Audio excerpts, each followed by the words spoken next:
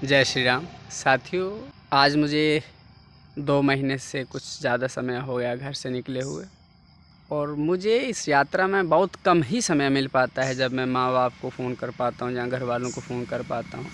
यात्रा में जो मिलता है उससे बातचीत हो जाती है।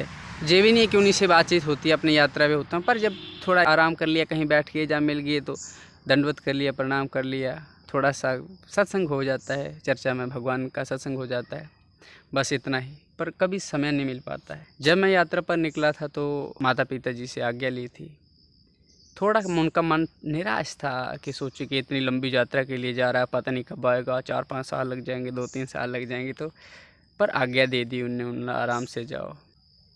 बहुत कम बार मैं माता पिता को फ़ोन करता हूँ, पर आज सुबह मैंने बात की अपने पेरेंट्स से, माता पिता जी से, और तो उनका हमेशा यही होता है कि मतलब मुझे ना गर्व होता है ऐसे माता पिता के, सबके माता पिता ऐसे होना चाहिए। अपने मोह को, अपने दर्द को छुपा के साइड पे रखा और मुझे आज्ञा दी, जाओ अपनी इच्छा अनुसार जो यात्रा करनी आराम से करो। पिताजी हमेशा कहते हैं कि आराम से रहना, कोई दिक्कत ना हो, तुम ठीक हो ना। सबसे पहले उनका होता है कि तुम ठीक हो ना, यही पूछते हैं, और बोलते हैं कि जो भी आपको यात्रा करनी आराम से करो, हम घर में सब ठीक है, हमारी चिंता मत करना। ऐसा सोच के ना इतना आसान नहीं है।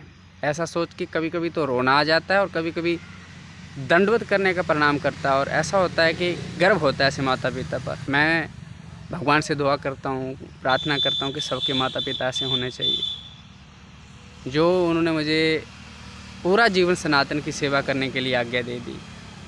अब यात्रा पर निकला हूँ, एक संकल्प में 10 यात्राएं, कम से कम 4-5 साल तो लगेंगे, और इस संकल्प में जो अन्य यात्राएं जुड़ती जाएंगी, ना जाने कौन कौन से और जुड़ेंगी, कब तक यात्रा रहेगी। उसके बाद जो अन्य संकल्प की सीढ़ियां हैं, जो सनातन के लिए जीवन समर्पण है, जो करूँगा, जहाँ होगा, उस सब के लिए जीवन तो समर्पण ही करना पड़ेगा। ये थोड़ा ना होगा कि अच्छा मैं ये भी करूँगा, कोई नौकरी अन्य भी करूँगा, नहीं, असंभव, मुझे करना नहीं। इसलिए मैं संसार की उन सारी चीज़ों को छोड़ के आया हूँ कि जहाँ कोई अन्य कार्य करूँगा। अब पूरा जीवन सनातन के लिए है, पूरा जीवन सनातन के लिए है, एक एक सनातन को दूंगा।